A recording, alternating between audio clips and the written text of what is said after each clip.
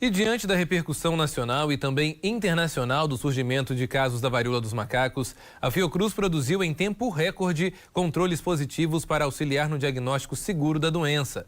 Os primeiros reagentes foram entregues a organizações de saúde para serem distribuídos em ao menos 20 países. Os insumos elaborados em apenas uma semana refletem a capacidade nacional de produção. O controle positivo é um elemento importante que garante a confiabilidade da reação durante a realização do teste molecular, o que impede possíveis erros no resultado.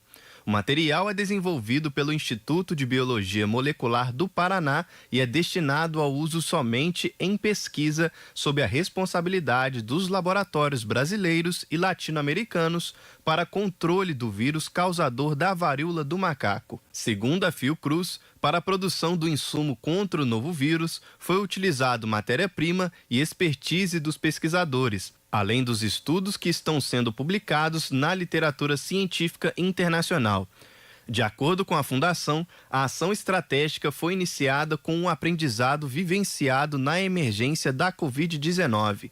Hoje, a capacidade de resposta nacional frente às emergências de saúde pública é consolidada. Olha, e a Anvisa divulgou uma orientação aos profissionais que atuam nos serviços de saúde quanto ao manejo de possíveis casos. As ações elas são necessárias principalmente para prevenir e também controlar infecções do vírus monkeypox em ambientes hospitalares. Para falar sobre isso, eu quero chamar mais uma vez o Pedro Bonenberg. Pedro, uma ótima noite para você. Nós temos muitos profissionais da área da saúde que acompanham o Diversa em Rede. Queria que você explicasse quais são as orientações divulgadas pela Anvisa.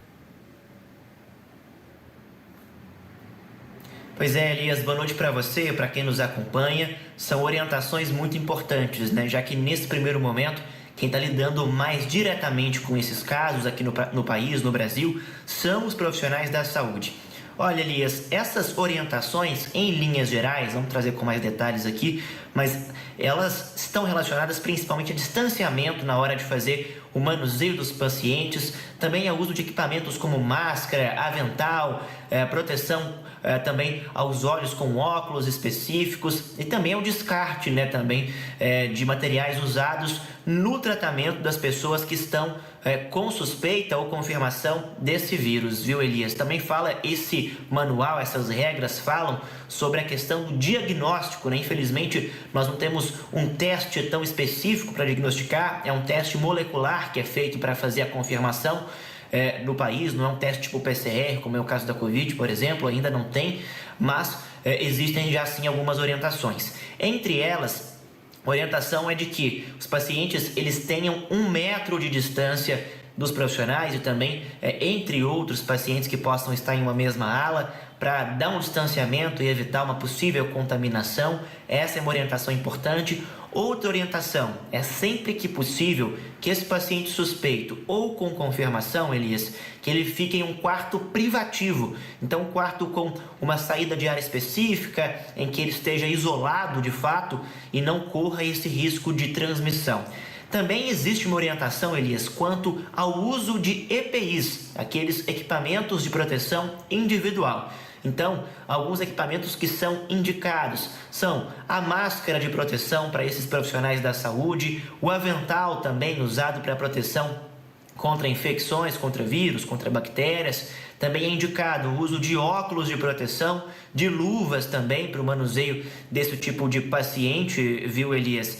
E a ideia é que sempre que possível o tratamento seja feito com uma certa distância, né? Evitar o contato. Em alguns momentos, é claro, isso não vai ser possível, dependendo do manuseio que for feito nesse paciente, enfim, a questão da limpeza, que é algo importante também nesse tipo de tratamento, mas sempre que possível evitar esse tipo de contato e, é claro, a higienização correta sempre nesse tipo de caso e também o descarte, viu, Elias? O descarte é muito importante, é preciso marcar com o selo vermelho o tipo de item que é usado e descartar com toda a proteção necessária para essa recomendação, que é de nível 3, é um nível alto de risco de contaminação. Por isso, esse alerta, esse detalhe. Outra questão importante, Elias, até para quem nos acompanha, é que as visitas, nesse caso, elas estão suspensas, viu? Até pelo risco de contaminação de pessoas que podem estar acompanhando essas pessoas que estão com suspeita ou confirmação.